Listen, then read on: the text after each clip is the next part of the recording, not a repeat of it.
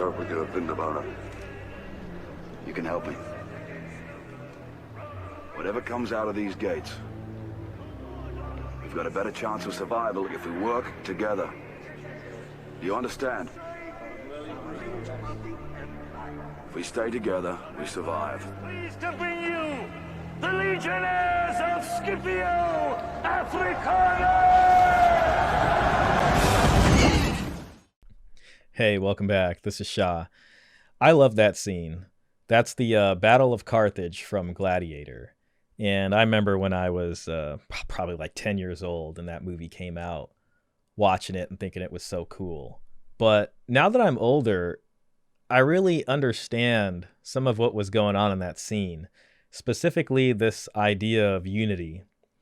And, you know, this ragtag group of gladiators from some kind of small town goes to the Colosseum for the first time, and they don't know what is in store for them. And Russell Crowe's character emphasizes to the group that if we stick together, we will be able to survive this.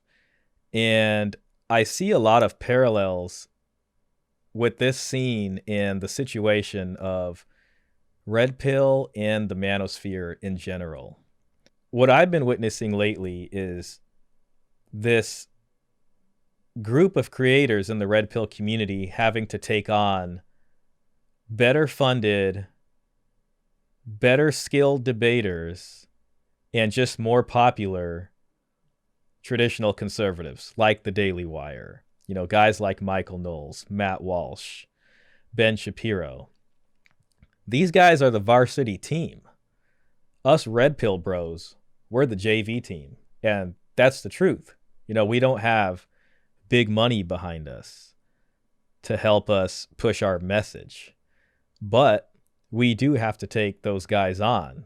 When I think about what the Daily Wire wants, what the people who pay the Daily Wire to do want, to me it comes down to one thing. It comes down to shaping public opinion so that you can steer voters a certain way during the election. Because when it comes to political parties, their currency that they care about the most is not money. It's not like corporations that are here to maximize profits. Parties are here to maximize votes, and the way that they do that is by backing media groups, working with media groups like the Daily Wire, who also work with other corporate interests who then also fund the politicians. And the job of these media influencers is to get you to take your vote and to hand it to them because they need it badly. I don't know if you guys remember, but there was a recent Budweiser debacle with Mulvaney, and they did some stuff that a lot of Budweiser customers did not like. And what did those Budweiser customers decide to do?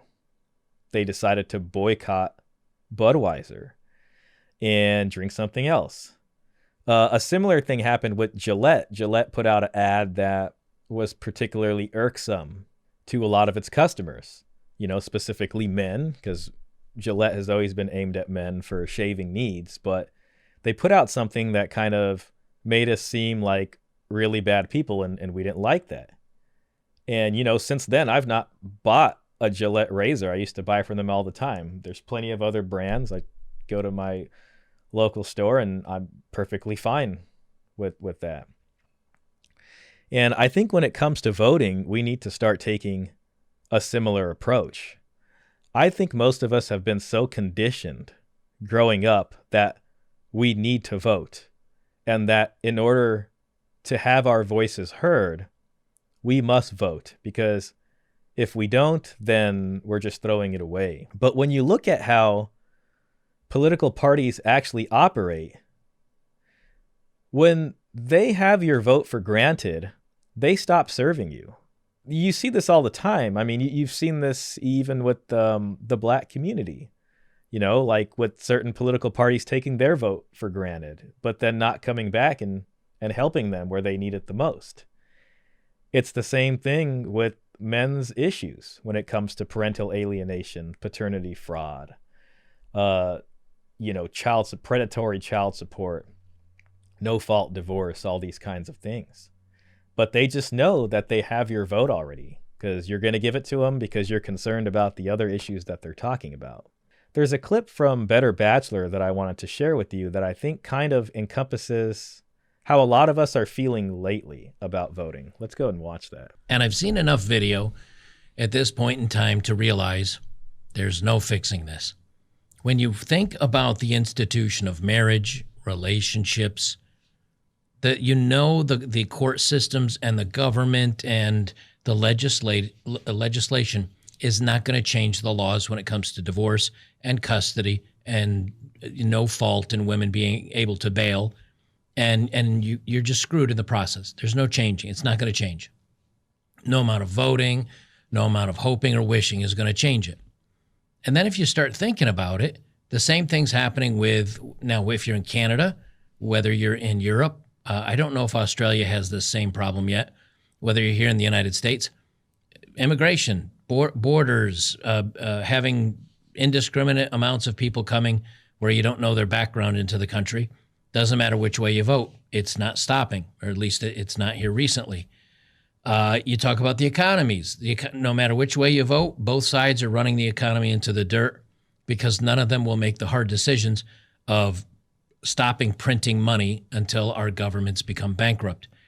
When you think about the collapse of social media and how TikTok is ruining generations of people, especially women, how school indoctrination is coming, no amount of voting is going to fix it. At a certain point, you just have to look at society and say, there's no fixing this, really, is there? It's going to have to correct its own course. People are going to have to go so crazy and realize they've gone too far, and maybe then they'll come back to reality. But until then, there's nothing you can do. I think this perfectly encapsulates how a lot of men feel. Powerless. Men do care about a lot of issues: immigration, the economy, how the U.S. facilitates trade, taxation. There's a ton of issues out there that we can think about that do directly affect us. And I think Joker's right. A lot of those issues, especially if you're a conservative voter, there hasn't really been many wins for us. Immigration's bad. Inflation's not helping right now. And there's just a ton of things. And especially if you look at over the course of from 1970 all the way to where we are now, I mean, things are radically changed. And the conservatives are, the Daily Wire tradcon types especially are kind of stuck in this view of where they refuse to accept the new reality. And they think that pushing the same old platform of going back to the 1950s is going to work. And it's not going to. That they're in denial. Unless you can put the genie back in the bottle and you can take away women's equal rights for employment, for instance, or you can take away their right to vote or have accounts or property or birth control or just so many different things, which I don't believe you're going to. I mean, this is the new normal. You're not going to get this society where everybody pairs up together and you have these wonderful nuclear families. Unfortunately, that's not the case. Maybe some people are going to be able to do that, and God bless those people. I'm happy for them. But the new reality is that most of us are going to have to deal with the cards that we have in front of us. So when it comes to an issue like men's rights, the Democrats don't want to help us because, well, they're kind of, beholden to the feminists and serve that agenda. The conservatives are not forward facing, unfortunately. They don't want to craft something new that helps protect men in the new social order. They would rather keep whining and screaming about going back to something that is not going to happen because they will never have the political will from the Democratic side to be able to make that a reality. So then we're left with this question of how do we create some kind of change? And that's where I would say a boycott is in order. These political parties run on our votes. That is their currency. That is the money that we have to give them every election cycle. And if they can't get that from us, then they're going to be in big trouble. We all seen the stats. We know that men vote more conservative and that women vote more Democrat. So what that tells you is that the conservatives rely on the male vote if they're ever going to have a chance at winning.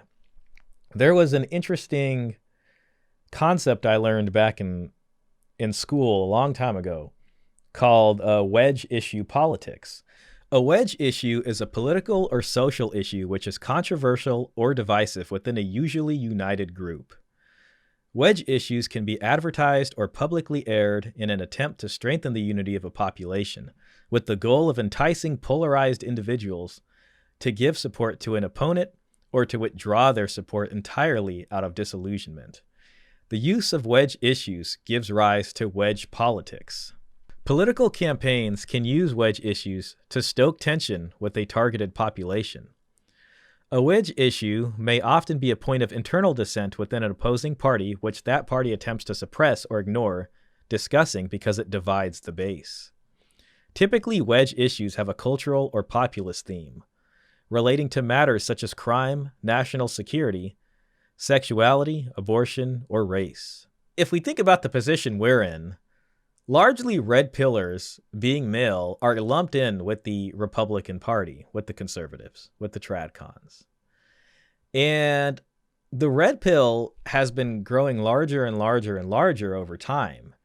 And the way I described it, the bastard child, red pill is the bastard child of the conservative party, in the sense that the Republicans and their constant complicit enabling of democratic feminists have kind of mated together, and the baby that's come out of that is red pill men that are trying to survive in this new non-traditional blurred lines world. And as time goes on, the red pill becomes older and older and older, and it becomes more and more difficult for conservatives and Republicans to not acknowledge us. And as we start to make more and more and more noise, they have to figure out what to do with us. And so far, they've just been ignoring us for the most part until relatively recently, where now you're starting to see more formal discussion between the two camps happening. And as time goes on, the Republicans are going to have a problem where if they are not catering to the ever-growing segment that is red pill, they may stand to lose red pill support. And they may face a dissolution of their party or a cracking of it if the red pill is ever to spin off or be targeted with the wedge issue. If the Democrats came out tomorrow with a platform discussing family law reform, paternity fraud, parental alienation and custody, no-fault divorce, alimony, child support, and all these things, there would probably be a large contingent of men who say, you know what, I'm going to put immigration aside this year. I don't care how bad it is. I'm going to put the economy aside this year. I don't care how bad it is. I'm going to put whatever is going on in the international world stage aside this year because I'm a victim of these things and I actually want to see a change. So you know what? Screw it. I'm going to vote for them. What do I have to lose? That would be an instant loss for the conservative party. Right now, what we see is that neither party has put forth a platform to help men in this regard. And that's why I'm suggesting that we boycott the 2024 election. Just like in that scene with Russell Crowe, I want all of us red pill guys to put our shields together, not hand away our vote to these two political parties that are just, fronts for the corporate machine, and give them a real problem to deal with. And basically say, hey, we're here. You have ignored us, and we're going to run you guys into the ground over and over again until you start doing something for us. And I guarantee you, if we make enough noise over here, and this becomes a bigger and bigger thing, You will see Trump come out the following week and say, hey, I've always cared about family law reform. Here's my platform. This is my platform to help men. Please vote for me in November. And if the Democrats are smart, they're going to see Trump saying this and they're going to be like, wait, hold on, guys. We have a platform for family law reform also, because we've always cared about that. Of course we care about getting fathers back into their children's lives. When haven't we cared about that? Here's our platform for family law reform. And then we will be in a position of where at least we see that they're starting to talk about it now, that it's becoming higher priority now. And we can then decide, well, what do we want to do? Do we want to go this way or do we want to go that way? But at the very least, at least we're on the map. Pearl put up an interesting tweet recently, which I liked. Pearl says, men will simply stop voting because neither party caters to their issues. Mandatory DNA testing, family court reform, child custody reform, false grape accusations. Men's votes are for sale, and we will see if either party makes this a priority. I couldn't have said it better myself. Men's votes are for sale. And both parties, either party, needs men's votes desperately if they want to clinch the win. And that's what they want. That's what the Daily Wire wants. Daily Wire wants Republicans to win. That's how they continue to get money to pay the creators on their show millions of dollars by you voting the way they tell you to vote. Recently, Pearl was on Michael Noll's show, and they discussed the marriage issue. And Michael Knowles was just not open-minded at all to helping men. There was a point in there that really disappointed me. Let's go ahead and watch that. Okay, so if he's raising a kid that's not his, you would support them staying together. I oppose divorce in all circumstances. Yeah. Wow. That's a conservative view, not a liberal view. Yeah, I guess maybe I'm liberal in that one. Yeah. So, no, I think you're liberal in a lot of ways, and I think the red pill is liberal in a lot of ways, Yeah, which is why they're ironically just the flip side of the feminists. Well, I disagree with that because again, you guys are the ones pushing men into a feminist institution, which marriage today is. Again. There you go. See that? When you cast your vote for a conservative, they believe what he's saying. This is how they view the problems that we have. It just surprises me because I don't understand how they can be this short-sighted. They know men vote for them. They know they need the male vote in order to win, but they have no problem lambasting us, calling us feminists, saying that we're liberal. They're trying to shame us into voting for them. But what they're really doing is they're alienating us. They're driving a wedge in between us. And they're pushing us over to the other side. I'm not even suggesting that you vote for the other side. I'm just saying boycott it. Just hold on to the vote. Whether you're a high-value man like Andrew Tate, if you want to use that term, or you're an incel that lives in your mom's basement and no one's ever heard of you. We each have one vote. And if we got enough votes going all the way from the incels, all the way through the normal average person, all the way through the rich guys that are winning on top, and we created a block out of this, and we had some kind of unity, just us not voting together would guarantee their failure. And they would come begging us. They would come begging on their knees. First, they would try to shame us like they're doing now. Then they will come begging us and telling us that they always cared. And I want to see them come down to their knees and beg for our votes back. Because so far, they've done nothing for us. They're telling men, hey, continue to get married even though the laws are corrupt. They let marriage die years ago. They let the child support system get so strong that it's intruded into the lives of private families when it should not be doing that. They let paternity fraud happen. They let parental alienation happen.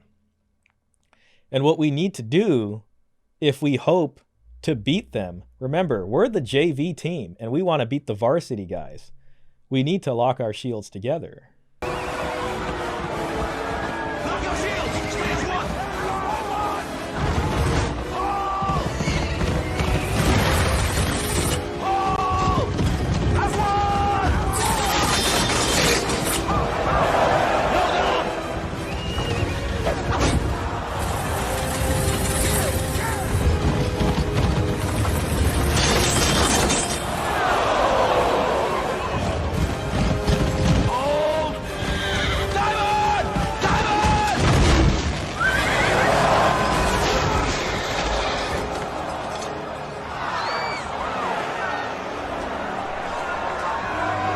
When you look at that scene, who are we in that scene?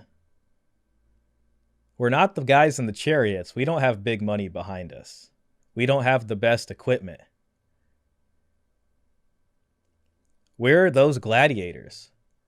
And if we stick together, we can pull off something that's not been done before. We can change the status quo. We can surprise everybody.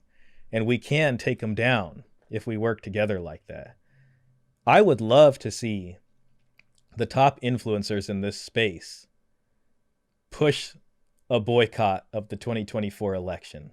I would love to see Myron from Fresh and Fit, Pearl, Coach Greg Adams, Legion of Men, Better Bachelor, all your favorite guys, you know, MTR, whoever it is, seriously consider this idea.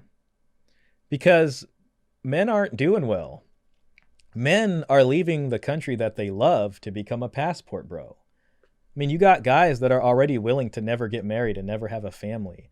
You got guys that are willing to leave their friends and family in the cities and towns they grew up in order to go to a country they've never been to in the hopes of finding a traditional wife and living in a society where the laws and customs actually value masculinity, unlike ours, which have completely thrown us to the wind.